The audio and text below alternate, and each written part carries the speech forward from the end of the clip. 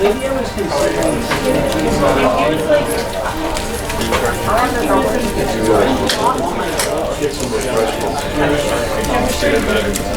oh, you're from the YouTube today. We're excited about how. So hey, welcome all. Many of you have already gotten refreshments. They're going fast, so we didn't quite expect this bigger group. Chad, thank you for being here. Esther, thank you for being here.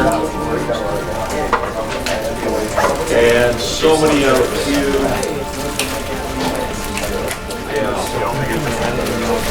It's like, yeah, probably something.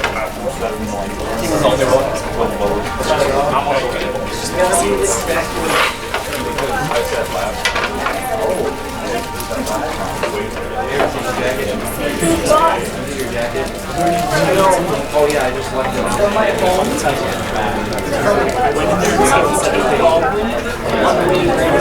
You pass by a lunch, it's great to get back to. It's like just a big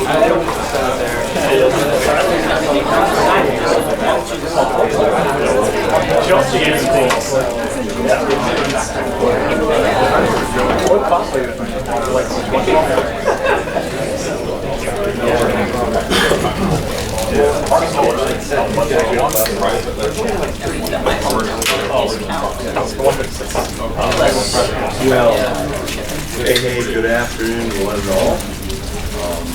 Great to see a good turnout today, and appreciative. I know we've got quite a mix of people in the room, from environmental science studies, geography, geology, and civil engineers, at least here, and I'm sure yet more of you, including a couple of faculty members. So it is a real, I'll introduce our speaker here momentarily, but I want to convey our appreciation as the department for your coming. I gave a test today, just finished. And for test days, I don't typically bring this in, but I did today because it was a test day. So today, for those of you who are up front, it may be a little difficult, but this hand-carved globe comes from Zambia. And today, we're not going to Africa. No. You and me, because I don't have much experience in Latin America, so I'm going to be learning as much as you as we go, are in fact going to be going around to Latin America, that being the country of Ecuador. And so what is typical is the use of this is there are mints, as my students know. And I will just send it down the row, starting with this gentleman.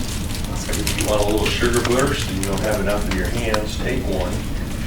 And then just send this empty side and put your wrapper in so that those who clean up after us don't have to pick up wrappers. So we'll just let those circulate. The second thing I want to circulate, and then introduce our speaker, is here is a map of Ecuador. Many of us in the room probably are geographically illiterate when it comes to Ecuador. I'm speaking for myself, not particularly to you. But our speaker flew from Ecuador Sunday, having lived there the last 8 years. So this is not a short-term commitment to the things and the justices and the development and many issues that she'll be sharing with us here momentarily. I'm going to send this through the rows. It has 2 circles. One is marked Calvin. That is to say that our engineering department goes down every spring for now 8 to 10 years to do a project in Ecuador. The prof who leads that is teaching a class as we speak, but she will inevitably be watching the film clip or videotaping this with the hope of posting it for those who couldn't come, including several engineers who were in her class, and therefore unfortunately can't be with us today. Or I think we've filled the house. So I've marked Calvin's project, and then adjacent to that is the project of which you'll be hearing a lot more. That being Emily as the co-founder of a project. I'll do my best. Spanish, well, no, I'm going to do the English version. Dulcepamba. Dulcepamba. I'm getting coached in the back row. Anyway, it'll give you some sense of the proximity of those two projects, and maybe you'll learn a little geographic literacy as it comes by. You feel free to hold it for a few seconds at least, and then pass it on down, and we'll let it weave through the whole room as well. So I do want to give our speaker maximum time.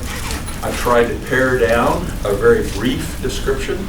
This comes from a bio which she in fact wrote, and I've just chosen about 5 sentences. So this will be by way of introduction to our speaker. That being Emily Conrad, who is a human environment geographer, human rights and environmental defender, and co-director of the Ecuadorian nonprofit organization Dulcepamba. I'm doing my best.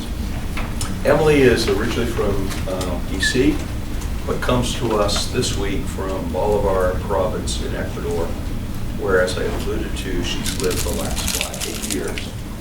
Her graduate research is at the University of Arizona in their Department of Geography, Development, and Environment. And it focuses on human environmental rights, nature rights, and political ecologies of environmental governance and management with a regional focus on Latin America.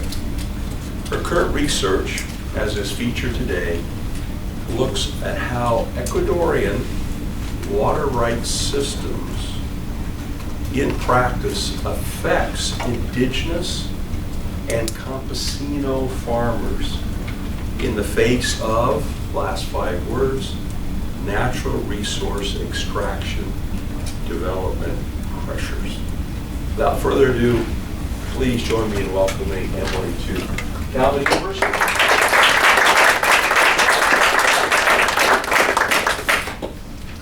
Excellent. Thank you so much for inviting me here, and for listening, and for all your questions. Hopefully we'll have a little bit of time for questions at the end. And I just wanted to check before we start, until what time do we have, just so I'm aware? That has varied widely, Emily. Okay. Depending on who's up front. I have set a new record a few weeks ago. What we typically do is work towards 3:35. Okay. But by about 3:45, folks who need to move on, with the expectation that we're just here for an hour, we kind of let them filter out. And then we find out who the remnant is. And when I gave seminar 3 weeks ago, the remnant filtered down and down and down. But so that gives you a little time. Okay.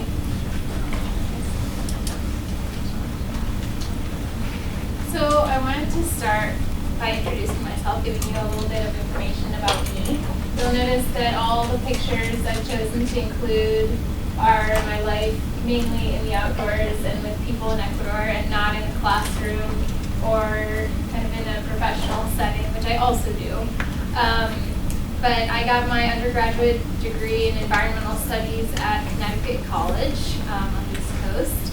And there I was very involved in coordinating the first youth climate conference in Washington, D.C., where I'm from.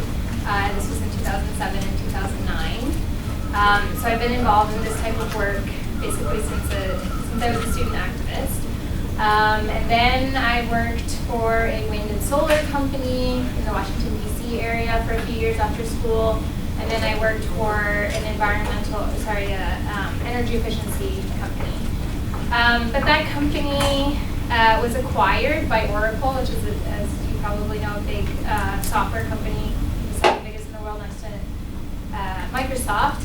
And when Oracle acquired the company I was working for, the mission of the company changed, and the expectations for my role changed a lot there. I was basically being asked to increase customer satisfaction with utilities, which to me wasn't really my calling, wasn't something that I was very passionate about. So I quit my job and I moved to rural Ecuador. And in rural Ecuador, the reason I moved there is because my sister was there, and she had actually already started the organization that we have. And she started there basically at the same level that you all are at now as an undergraduate student at Kinser College, which is a small liberal arts school in California. And she started right after school with a Fulbright scholarship to do some of the research that I'll be talking about today. So basically this all started where you're at now, and you'll kind of see how it's grown since then. And so there I am with my sister, one of the beautiful waterfalls in Ecuador. This is our team. I'll tell you a little bit about our organization and what we do. We actually have a few other members that aren't represented in this picture. Here, I don't know if any of you have ever done stream flow measurements with one of these. I forget the name in English. One of those stream flow gauges. And here we're playing soccer with the local women in the town that we live in. So that's really kind of what the best part of my work looks like now.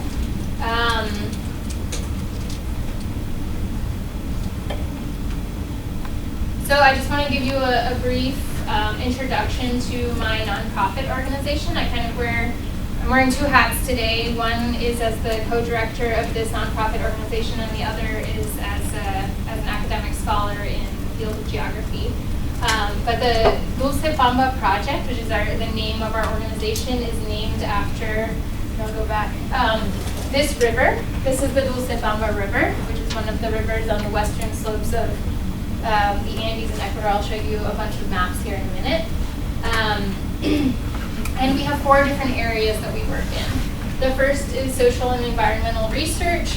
So we partner with research organizations from universities all over the world. Some of them are in Ecuador, some of them are here in the United States, and we even work with some universities in Europe to come do various types of research. And you'll see a lot of examples of that, but everything from research on the bioaquatic life of the rivers, to water quality, to hydrology, to land use mapping, to social studies on impacts of access to water or environmental degradation, or the kind of political and social situation there.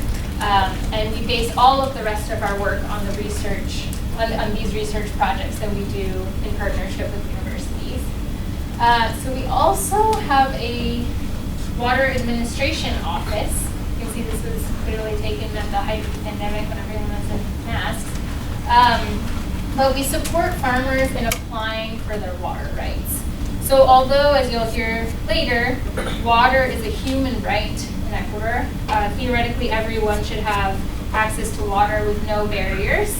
But in reality, you actually need to apply for your water right if you're a small-scale farmer that's not connected to a municipal grid, which most of the people that we work with are, or a community that has their own community system that they've built and maintain themselves. And this is an administrative process that most farmers really don't have the resources or the know-how to go through, and it turns into a barrier for their access to water.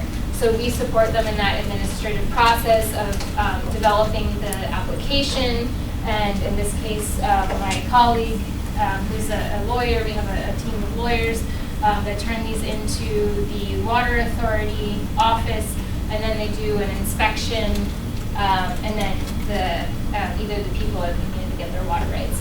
We also do litigation and advocacy when we find that there's violation to things like the right to water or other rights of the farmers that we work with related to water and environmental protection.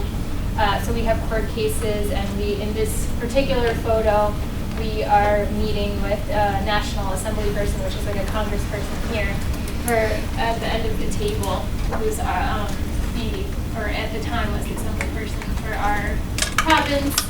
We went to Quito, Quito's the capital. We do this pretty often. And then we also have court cases that I'll talk about. And the last area that we work with is community projects. So we partner, and I guess this is what this is for. So we partner with mainly universities, and there's some professional chapters of Engineers Without Borders, and local governments and the communities that we work with to design and build community water projects, potable water, irrigation, and drainage. And so again, all of these studies that we're doing are feeding into all of the other activities we're doing. So they actually support our designs for the water project system. And as I mentioned before, so we're a local organization. We're actually not based in a city or in the capital. We're based in the territory that we work in, which is very rural. And the way we operate is we bring in partners on a national level and a global level to carry out all of these activities. So as a academic, as a scholar in the geography field, I work on a lot of different areas of science, but my particular focus is in political ecology and legal geography, which I don't know if those are topics that are covered in this department. Hopefully you're talking a little bit at least about political ecology. But basically it's a social science, and I'm looking at the interplay between the political, economic, and social factors and environmental issues, and how different power dynamics within society, within law, within politics are affecting our access to resources and affecting the environment itself. And I'm looking at this kind of in a spatial context in legal geography, considering basically who has access to what spaces and what resources with what authority, both in a physical space and then also in a political and social space. So today I'll be talking a little bit, I'll give you a little bit of background on Ecuadorian water law because it is pretty unique, pretty interesting compared to, say, water law here in the United States or in other parts of the world. How that kind of interplays with these extractive development pressures within the country of Ecuador, and then look specifically at the case study, and then look at how it plays out in practice. So now we get to our maps. So I drew out where we are here in the state of Michigan. I wasn't as specific to the city. I'm from Washington, D.C., where the red star is, and basically directly south on the equator is the country of Ecuador. And Ecuador is a very interesting country because it is very small in comparison to many other countries, but it's very diverse in many ways, especially climatically, geographically, in terms of the different ecosystems within Ecuador. And so it's divided into 4 different regions. So in the Amazon, this is like the dense jungle, the Amazon rainforest in the east, and it's very sparsely populated there. There are places that are so sparsely populated that no one can enter except for the communities that are in voluntary isolation. These are communities that have never been contacted or never had any interaction with our, I guess, globalized, westernized, capitalized world. Then we move into, there are certainly a lot of people that have participated in the rest of the world, also in the Amazon. But that's basically the far extreme in terms of what it's like in the Amazon. Then we have the Andean mountain range, which is the second youngest mountain range in the world. We probably have some geology people in here that know more about that than I do. And this is actually the region that is most populated.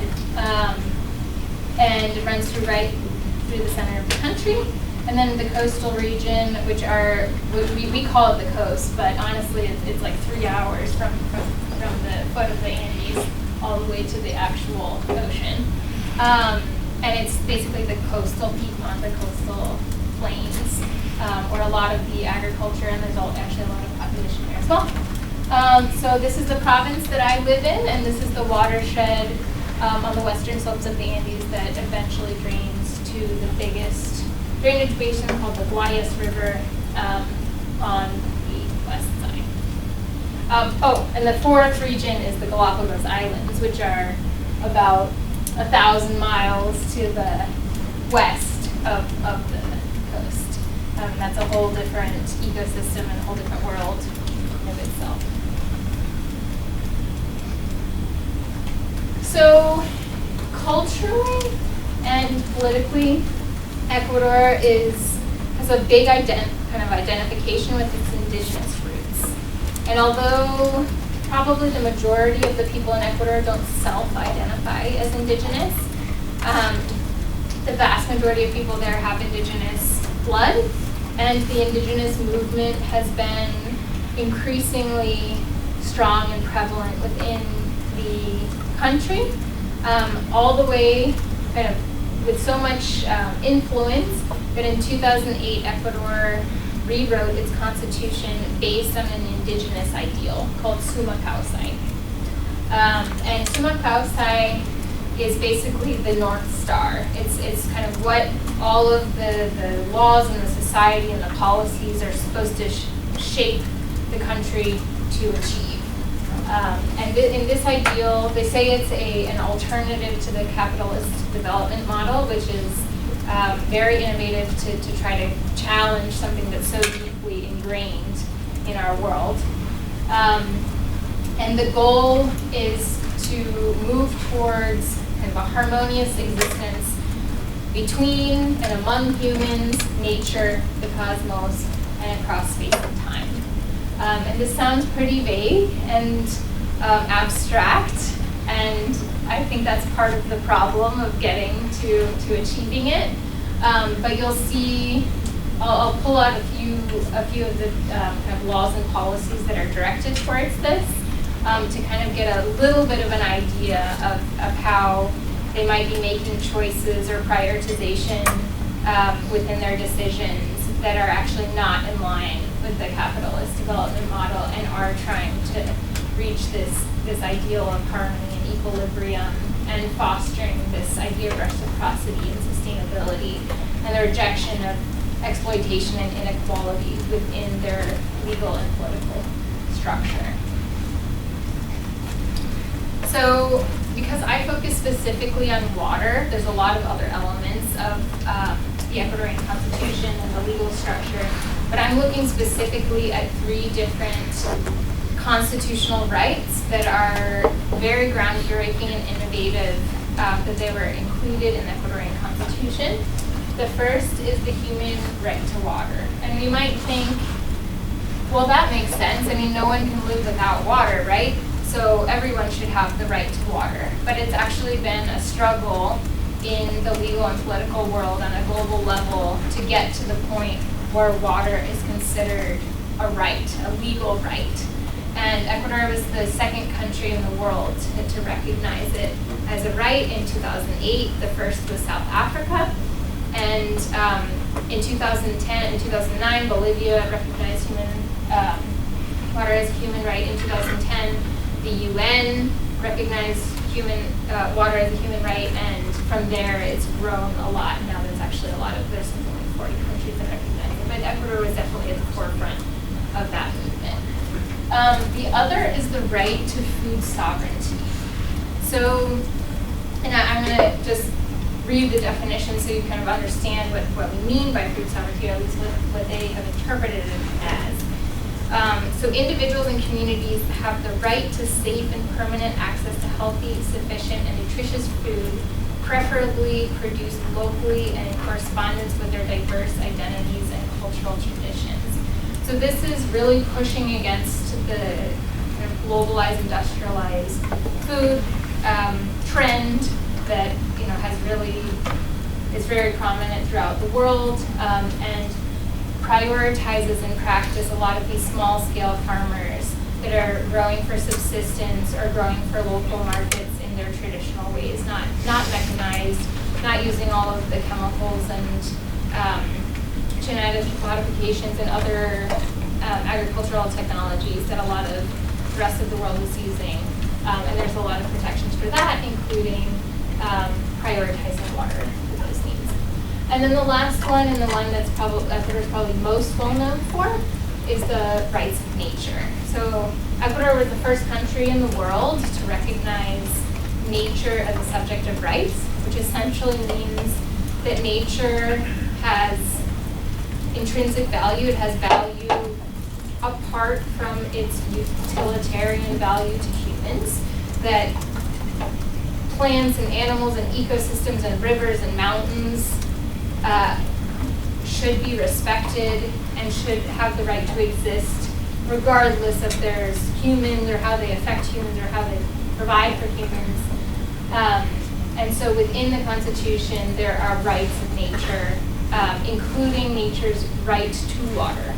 So in Ecuador, and now in several other countries, but specifically in Ecuador, a river has a right to its water. And so if you dry up a river, then you're violating the river's right to that water. So that's kind of an idea of how it might be considered. And so to realize these three rights in the Ecuadorian Constitution, there is a prioritization structure for how water should be allocated. And so first, water must be provided for human consumption and domestic use. If there's water available, then it can be designated for these small-scale farming communities that support food sovereignty. This is separate and different from industrial farming, especially for export, because that is not considered part of the food sovereignty. And then, as I said before, nature has a right to water, and that comes in the form of environmental flows. So it's just kind of another way of thinking about how environmental flows work. And then if all of these needs have been satisfied, then any leftover water can be used for economically productive and industrial purposes. So that includes large-scale agriculture, that includes hydroelectric, that includes factories, that includes mining or other, and actually that includes things like tourism in the last category. So I thought it was important to think about this term extractivism. I don't know how much you've spoken about this within your classes and kind of how it's defined for you. But it's important in the context of this presentation because I'm going to be talking about something that's probably not considered extractivism typically. Normally I think we think of things like mining or petroleum extraction, petroleum drilling, oil drilling. But the way I've defined it is development for economic productive purposes, which involves extraction of natural resources that benefits people, companies, or governments elsewhere, not where it's being extracted, and negatively impacts the environment and local populations. So there are activities that we might not necessarily consider extractivism that can be done in an extractivist form. And so this kind of is a more, what you think of a more typical example in mining, but the case that we're going to be talking about today is, I am considering it extractive. I don't think that all hydroelectric is extractivism, but in this particular case, you're taking water, this is the riverbed, and it's been completely dried out, and they're using it to produce electricity, and that electricity is going somewhere else that is not being used by the local population, and it is affecting the environment of the local population. So despite its progressive and kind of small farmer friendly and environmentally friendly legal structure, Ecuador is very dependent on extractivism. Now 68% of the Amazon has been concessioned for petroleum extraction. This is the Amazon, and these are all of the concession blocks all over, basically from here up, have been concessioned. The ones that are in have lines that have not been exploited yet, and the ones that are in gray are actively being exploited. This is my province, to give the reference. Mining is also becoming increasingly a part of the Ecuadorian economy, mostly just through concessions, and slowly but surely they're starting the exploitation as well.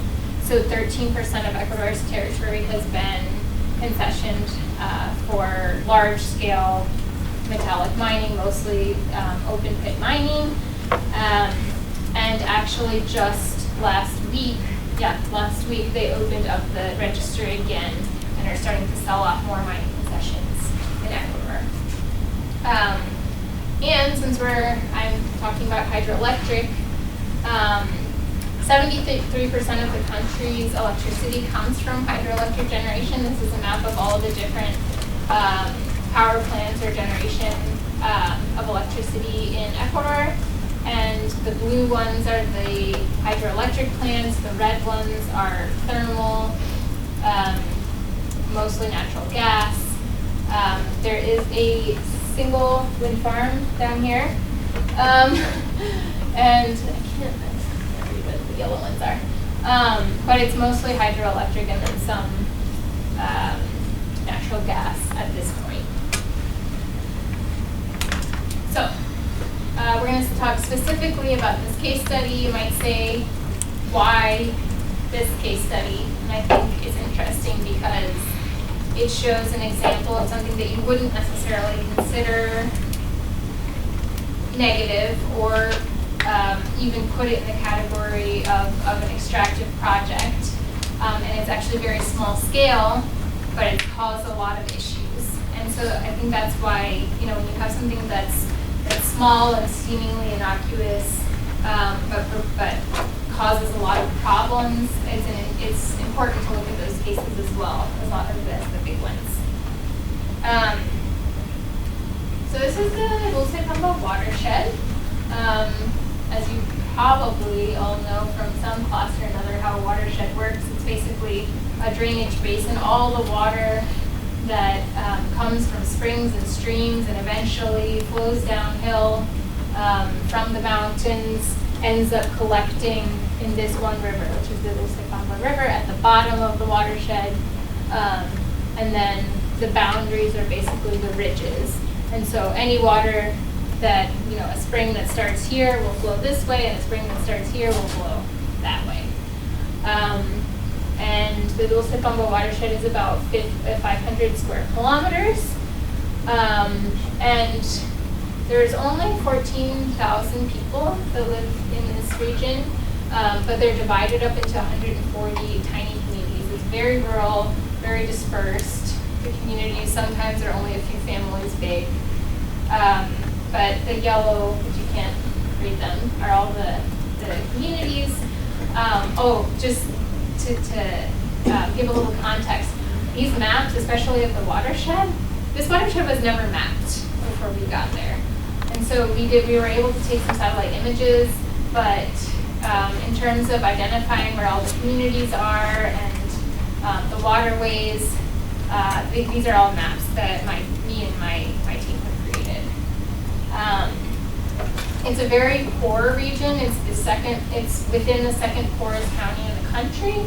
88% of the people in the county, in this watershed are considered poor on the NBI, which is the Basic Needs Index, by CEPAL.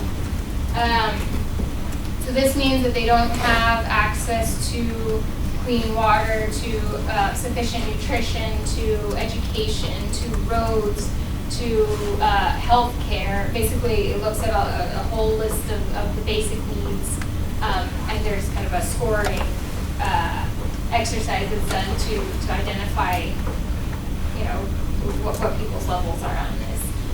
And so the vast majority of people in this watershed don't have access to many of the basic needs. Also, 85% of the people that live here, their sole income comes from agriculture. And because in this watershed and throughout all of Ecuador, but especially kind of in this region, there's a very distinct wet and dry season, they depend on irrigation for this agriculture that is producing their income. So we have 6 months of essentially rains every day, it pours, there's floods, there's landslides, everything that comes with a lot of rain. And then there's 6 months of the year that is bone dry. And during that time, irrigation is necessary for the production of their agriculture. So before this hydroelectric project was introduced, the people of the Dulcepamba watershed really didn't participate much in the water rights system. They weren't applying for their water rights. They didn't have a water concession in paper. And so that kind of started when there was a bigger threat to their access to water. And so this hydroelectric company came in. They promised a lot of positive things that we would associate with small-scale hydroelectric. Is what's called a run-of-the-river project, which means that there is no actual dam. That's why I don't use the term dam, because there's no wall that's holding back water, and there's a reservoir behind, which is released in a regulated manner in order to turn the fall down and turn the turbines of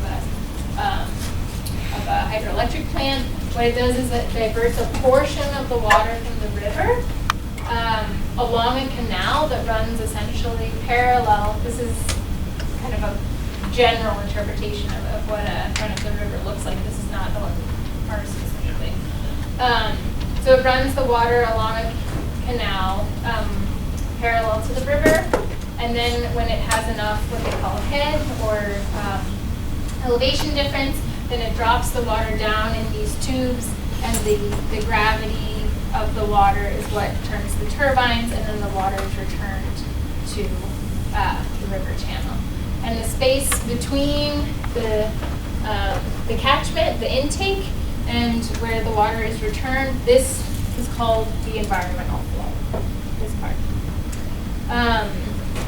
And so in this case, the catchment is there,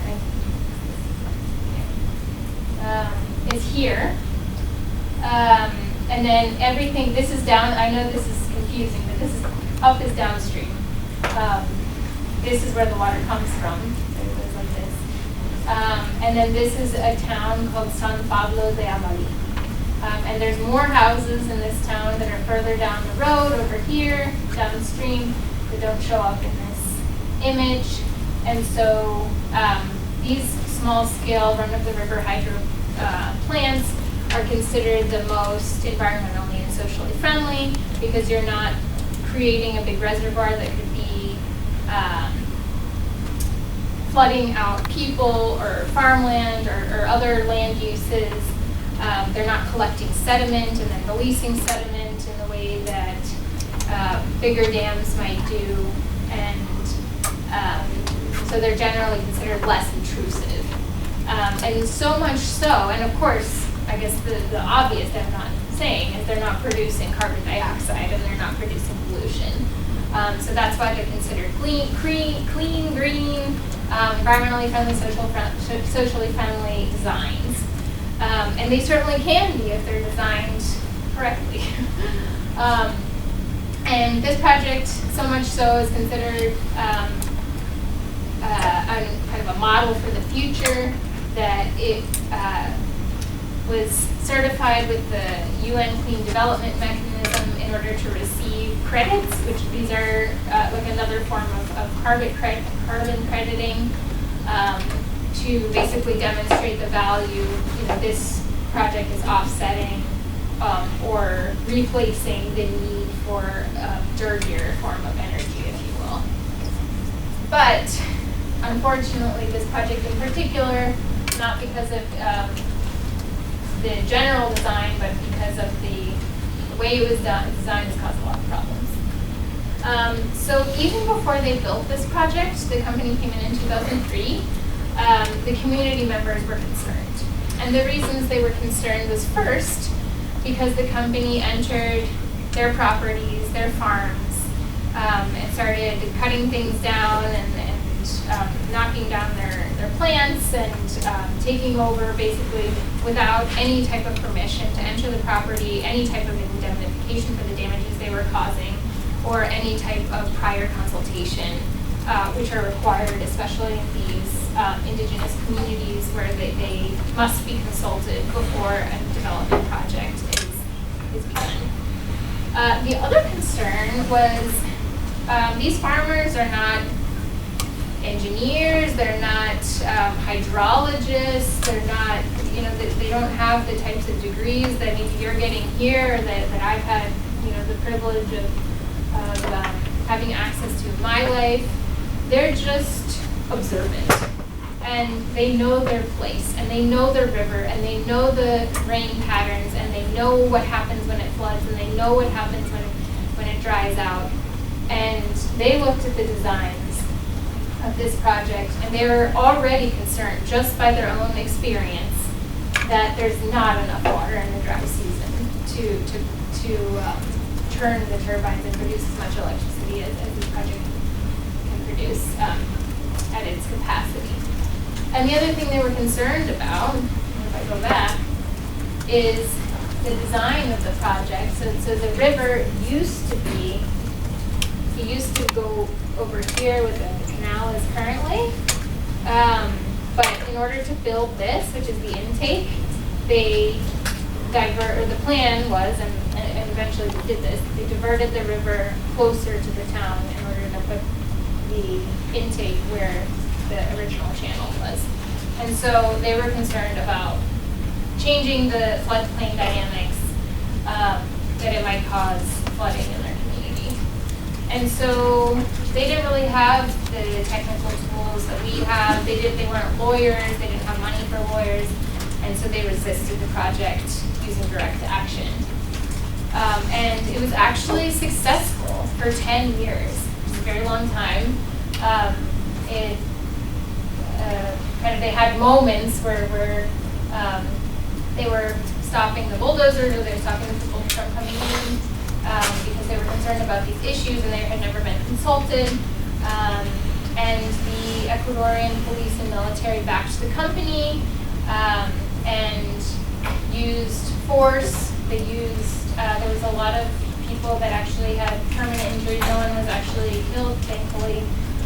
But people like this guy lost his vision, and then where the bullet hit in his eye got infected, and the infection passed to his kidney, and one kidney doesn't work at all, and the other one only a quarter, 25% works, and he's basically at the point of needing dialysis. And so there's lots of people with these types of stories where they have these permanent injuries, and people were criminalized.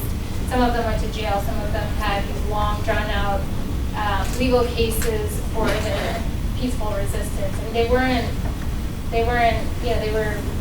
physically there, say blocking the road, but they weren't using any type of force on the side of the community.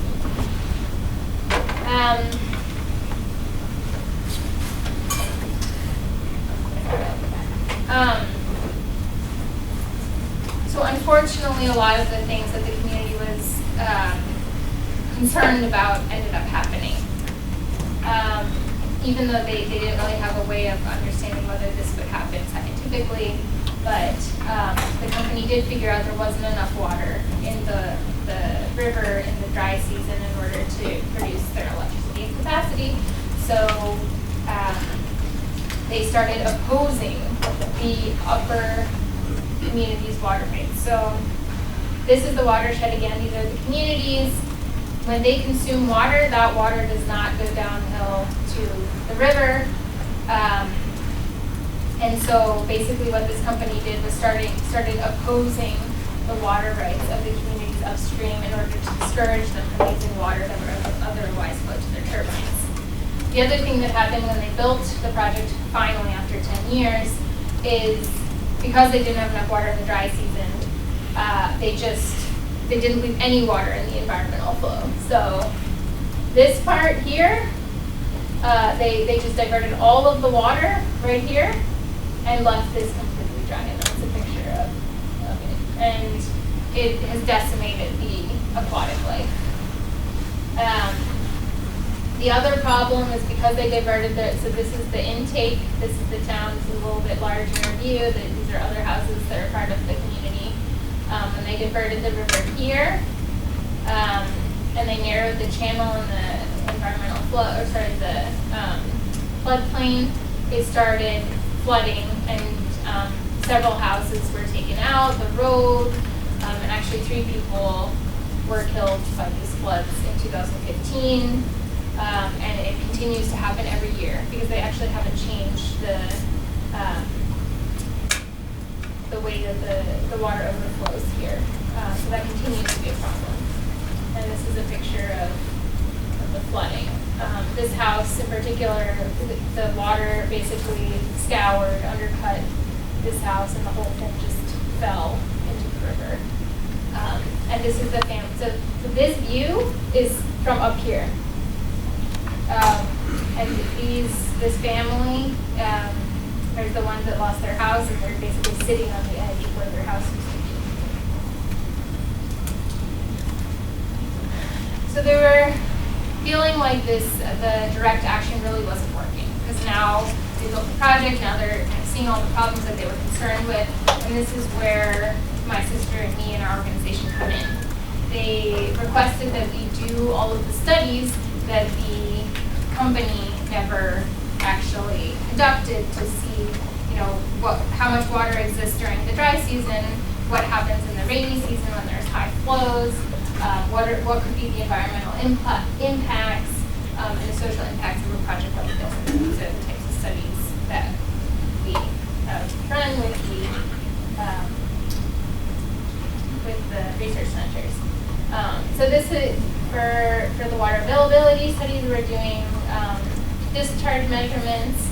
Actually, we have 8 different stations throughout the watershed where we're collecting, or we were collecting. We're actually not collecting as often anymore, but every 2 weeks we were measuring discharge, and we had gauge stations that local people are reading every day to get a sense of how much water is in the watershed at different times of year.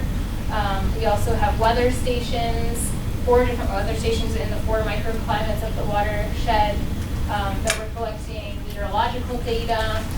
And then with this meteorological data, we worked with the Center for Watershed Sciences of the University of California, Davis, to create a hydrological model of the watershed that looks at from the year 2010 to 2017.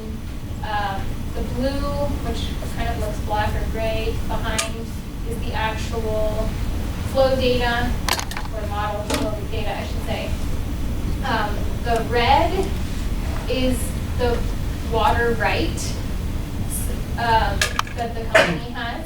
So if you see there's red without the blue behind it, that's basically water that the company has a right to that doesn't exist. And then the green is the required environmental flow. So they had a higher level environmental flow requirement in the winter or the wet season, and a lower dry season. So we also looked at the water needs of the other water users. So these are farmers that they use for domestic purposes and for food sovereignty, as we talked about before, for small-scale farming. So we did land use mapping using remote sensing and ground truthing, and you'll see in the upper parts all of the yellows. There's kind of different shades of yellow that you can't really tell, but that is corn, beans, or combination of. So there's a lot of corn and beans in the upper region, and then the purple is citruses, plantains, cane sugar, and cacao.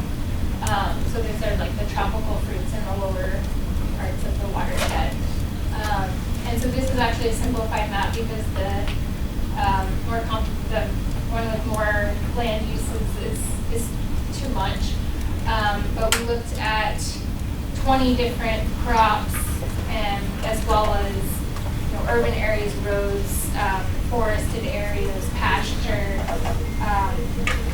a bunch of, and waterways, I guess, in our land use mapping. We also did surveys to get a better sense of how many people are distributed in different places and what their animals and their crops are, or their irrigation needs. And then through our support of farmers applying for their water rights, we're collecting data as well on water needs.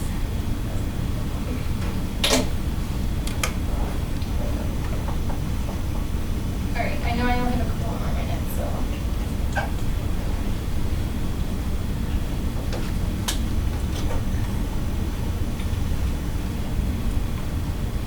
All right, I won't go over this because I already talked about this, but basically we worked with a student from the London School of Economics to look at the economic vulnerability to losing their right to water, and this is where the data came from that I presented before, and basically how vulnerable people are to lose the right to water, especially around irrigation. We did environmental impact studies, specifically the aquatic life studies. So we worked with 2 different universities in Ecuador. These are students from the Indo-America Technological University based in Quito that are collecting samples of fish. And here she's taking their fins to do DNA analysis to see the different species of fish.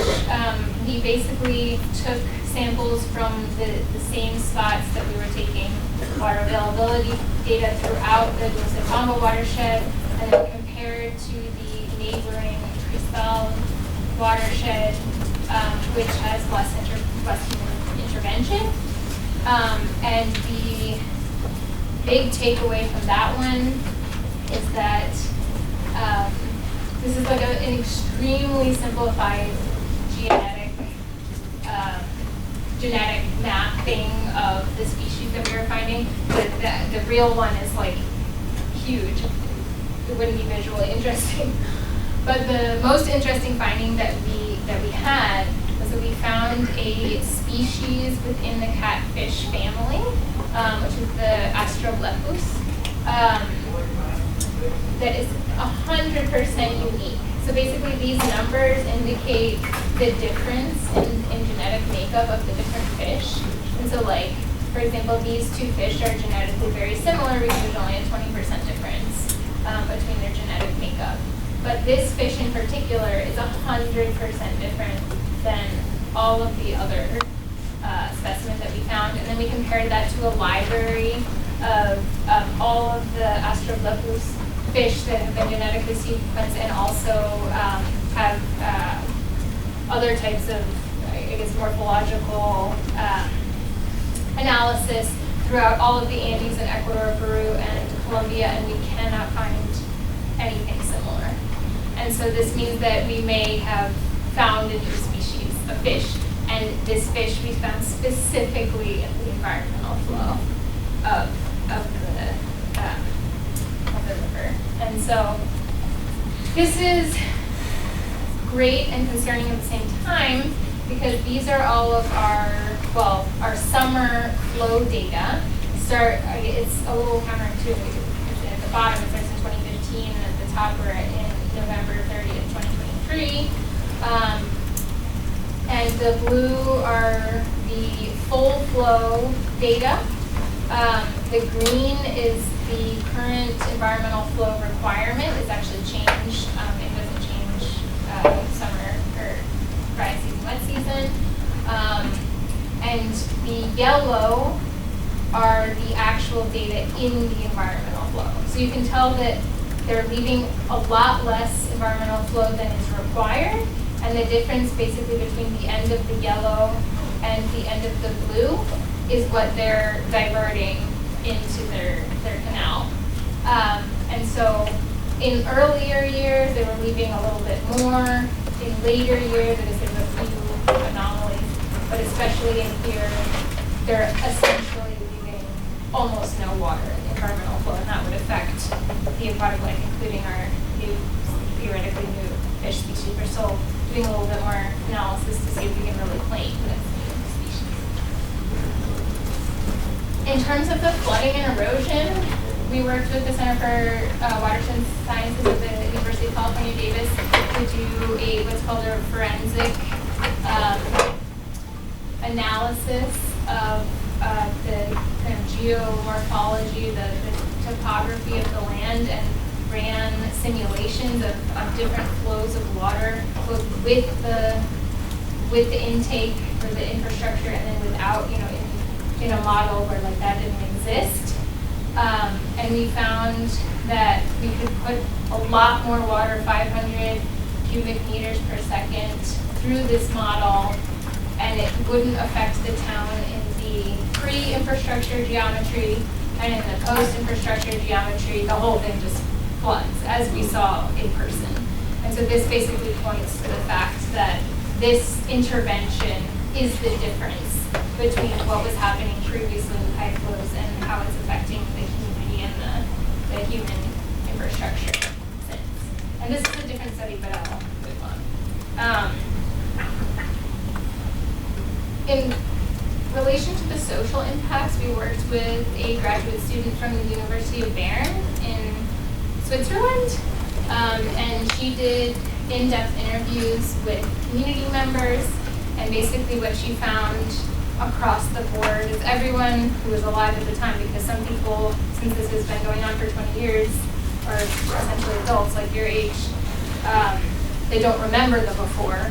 But those who remember the before have this kind of, and these are real pictures, the ideal, kind of an idyllic vision of what the relationship with the river was like before the hydro company came in, that it was the gathering place for the community, that everyone went there after school or after work to swim. There was this big pool, that the kids would jump off the rocks, they would fish. Fish was a main source of protein for the community, and was a big part of the food culture there. And then since then, with these flooding issues and with the drying out of the river and the deaths within the community because of the flooding issues, people see the river as a threat, and they see it as something that is, instead of enriching their lives, it's something that's impacting their lives in a negative way. And now the kids in the community, they don't even learn how to swim because they don't have a place to swim, because either it's like this or it's like this. All right, so just time check. Can I take 5 more minutes, or are we? You're good. Okay, cool. We're staying with you. Okay. I know a little over. Okay, so we've presented all of these studies in the court cases, as I mentioned before, and we've actually had some success.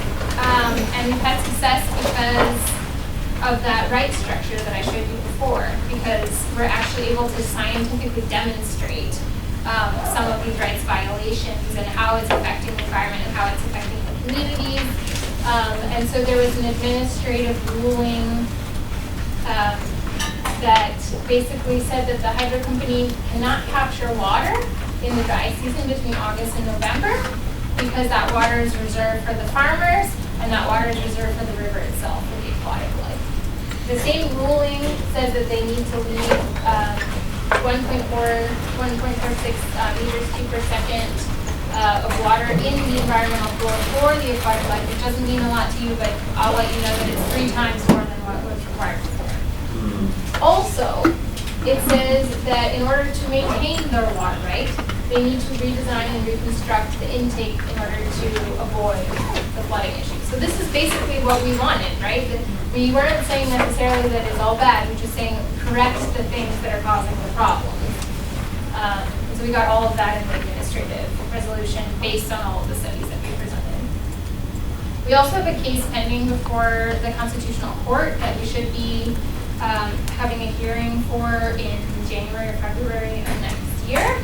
And this case was specifically selected to set binding legal precedent around that will provide guidance for public policies for development around projects that are designed to meet basic needs like electricity, but also have the potential to impact human rights, as well as set precedent for nature's rights and collective rights that are areas of law that are not very well established or developed in Ecuador or in the world.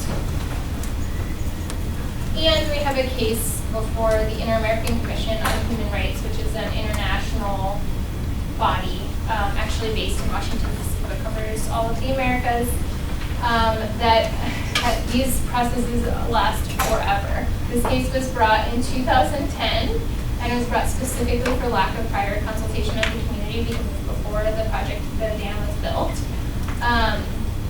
But since then, all of the other issues have been incorporated into the case, and just this April, we received the admissibility report, which basically means that they're going to have the final hearing and then formulate the charges.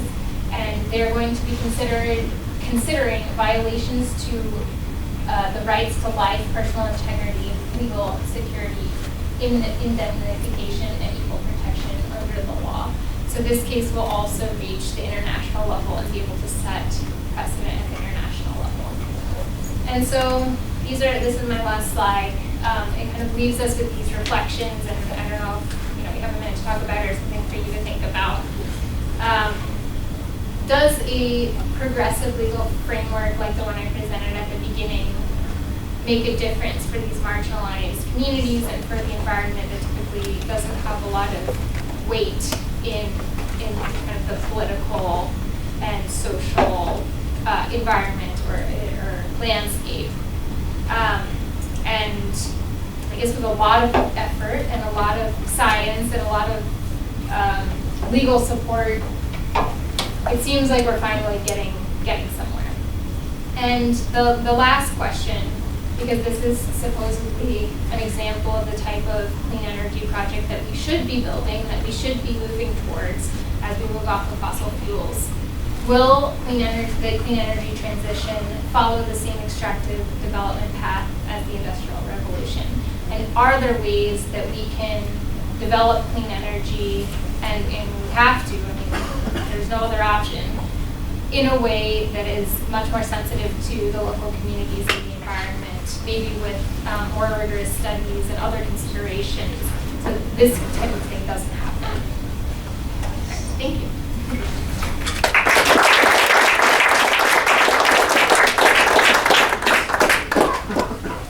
As is typically the case, I'm cognizant of the fact that I have one word. From my vantage point, support presentation. I hope you agree. Very economical, very focused, and fighting on behalf of Indigenous people is an uphill fight. We saw the court case, 14 years. As is typically the case, we try to offer an opportunity for you to offer questions to our speakers. In this case, Emily Ecuador. So I want to allow that to happen with maybe 3-4 questions that are pulsating in your mind, hopefully. A couple people we had football players who had to leave to go to practice. And others of you may need to slide out. But I'm going to suggest that we take the next 8 to 10 minutes to field 3-4 hot questions. Then other people will want to talk to her individually with their questions. So does that sound, are you game? Can you all stay with? Now, the onus is, she's put it out. The onus is now on us to provide some good questions. Go for it.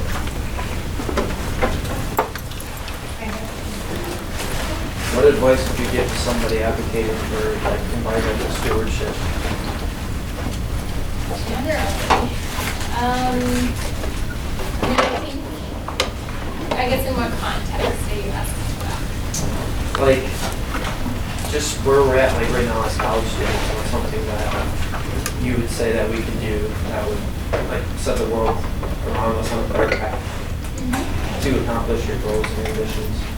So I think environmental stewardship covers every subject and every aspect of life. All of our actions, whether it's personal, in our homes, in our communities, in our work, the way we interact with other people, how we use our purchasing power, how we use our voting power, And as you think about what types of careers you want to go into, I think there's room to practice environmental stewardship in whatever area you're in. And as you saw, we are doing studies in so many different disciplines, and in whatever you're doing, I think there's a way to be thinking about how, of what I'm doing or what my company is doing or what my family or my community is doing, how is that affecting the environment, how is that affecting other people, and trying to make informed decisions on, and conscious decisions on how to not have this type of impact. Because when you have a project that is supposedly touted as the way of the future, as the way we need to go, we need to be off of fossil fuels, we need to reduce our impact on the environment, we need to do smaller dispersed energy projects, things like that. There's still room for thinking about how that's going to be done in that particular context. And so in each of our contexts, because there's no blanket solution for anything, we need to think about the different factors, within the specific place and the specific situation that we're in. That would be my advice. I had a question. Yeah. I found those first principles that you're in the country is pushing for, the right of the water itself, et cetera. Is there any effort like that? Say, for instance, the Colorado River is such a big problem in our country. Mm-hmm. Is there any advocacy moving in regarding that river that brings in those kind of essentials of rights? Yeah, that's a really good question, because it's the biggest water conflict of all time, and it's been such an issue. I don't know if you talk about it in some of your classes, how they estimated how much water is in the Colorado River way back when we started really developing the river, and now it's just worse because of climate change, and there's so many kind of competing users when it's upper basin, lower basin versus the agricultural sector and the industrial sector and the hydroelectric and the tribes, and then there's the environment. Someone obviously needs to speak for the environment because it can't speak for itself. But in terms of kind of identifying priority, thinking about it not in terms of who was the first to claim their right, which is basically how Western water law works in the United States, versus what uses do we want to prioritize. I think there's probably some of that thought going on, and I'm not, as up to date on all of the negotiations around the law of the river, they call it, or the negotiations around the Colorado River usage. But I do think that in some ways it does make more sense to think about what uses do we want to prioritize instead of what kind of legacies do we want to uphold necessarily. And obviously that's a political struggle because, there's a lot of power and interest involved there, but it's definitely something worth considering.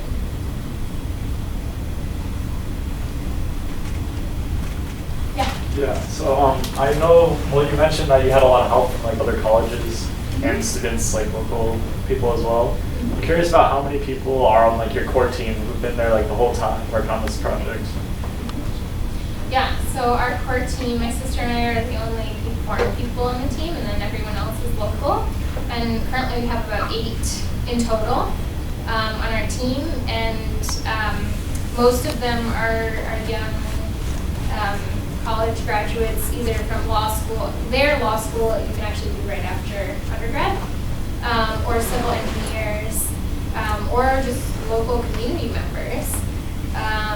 And so we have the lawyers that are running the water rights office. We have the civil engineers that are coordinating the community projects with the universities from other places. And then we have other lawyers that are a lot more experienced.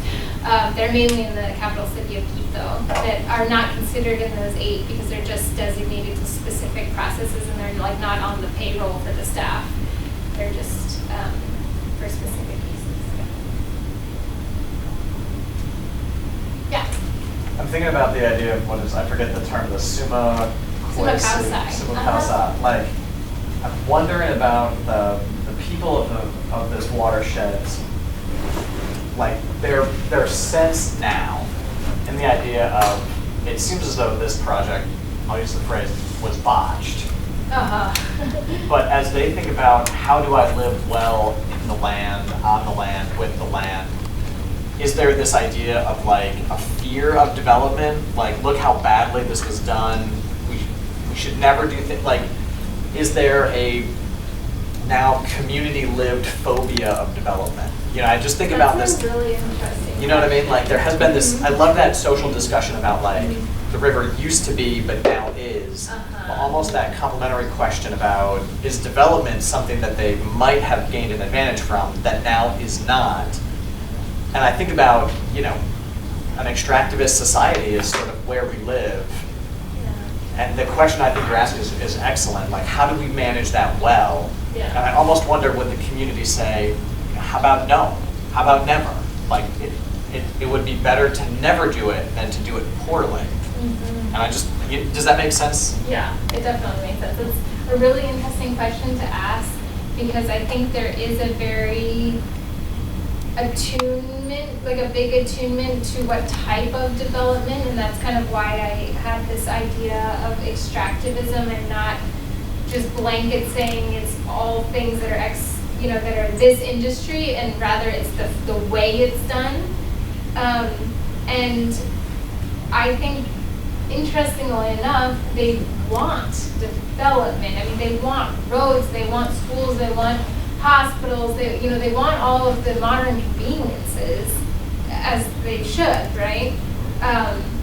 And so for example, we had trouble when we first came in, because they saw us as basically any time a foreigner or a government or an authority comes in, which are all kind of conflated because we're not the same, but they're kind of all thought of in the same way, that they come to provide some type of development or infrastructure for the community. And so when people ask, you've been here for so many years, what are you doing here? Like, they always use the term, where's the obras, which are the public works. And we say, well, we're actually here to do studies, and we're here to collect data, and we're here to kind of make sure that whatever development does happens in a responsible way. But then just like, it wasn't resonating. I mean, for some people, they totally understand. Other people just don't understand, why are we putting so much time and effort into something when you don't see physical development from what we're doing? And so that's kind of when we started doing the community projects with the potable water. And it's interesting, in the master's thesis that the graduate student wrote about that before and after the sociology student, the other chapter of her study asks, is there, it basically challenges, there's a false dichotomy between saving or protecting the environment and the communities versus development, and we're actually showing an alternative where the community is involved in every step. The development is designed specifically to support the community. Yes, we're bringing in outside resources, but with the community water projects that we're doing, it's kind of a different type of development than this extractive development, which is done basically against the community and is actually not benefiting the community. So they're very attuned to different types of development and what they want and what they expect almost of the authorities and of anyone that comes from the outside versus what they're rejecting or resisting. That was a sterling question and answer. I think at this stage we ought to provide a great point of closure. All kinds of questions to ponder. Very, very insightful. We saw some credible data. We saw some deep questions. And we saw some unique, I'm just running through my mind, unique outlook that Ecuador provides vis-a-vis the world at large, and how the environment is conceptualized and responded to, etc. So thank you one and all for your stay in the course with us. And I invite you to come on up and dialogue further with our guest member, Conrad.